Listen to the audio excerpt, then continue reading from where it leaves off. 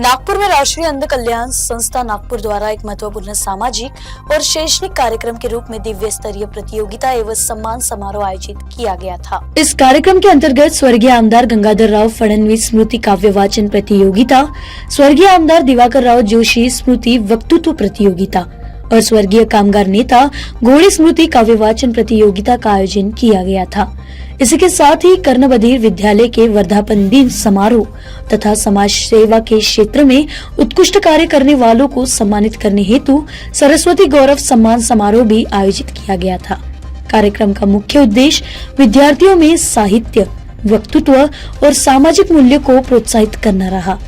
एक मी नेहमी विचार करत होतो की देवेंद्रजी लगातार पदावर पद घेत आहेत आणि मग प्रत्येक माणसाच्या मागे काही ना काही शक्ती असते तर आणि कोणाचा आशीर्वाद असतो।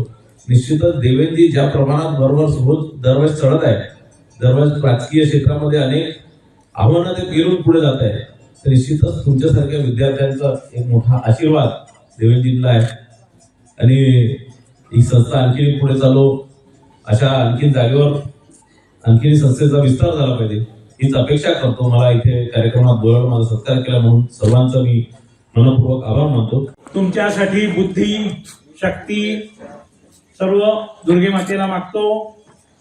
माझे अंध अपंग बालक, मूकबधीर बालक, कर्णबधीर बालक हे सर्व चांगल्या चांगल्या स्पर्धांमध्ये पुढे येऊन इथे जे काही कर्णबधीर विद्यालयातर्फे, अंध विद्यालय चिखलदरातर्फे, अपंग व्यवसाय प्रशिक्षण विद्यालय अमरावतीतर्फे जे त्यांना शिक्षण प्रशिक्षण हे दिलं जातं ते त्यांनी आत्मसात करावं।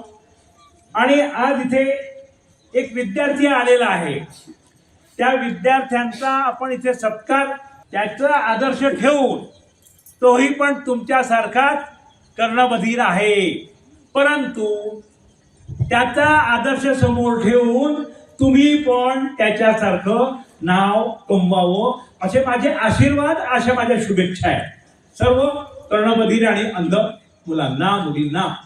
इस अवसर पर बड़ी संख्या में विद्यार्थी, शिक्षक, समाज सेवी एवं गणमान्य नागरिक उपस्थित रहे।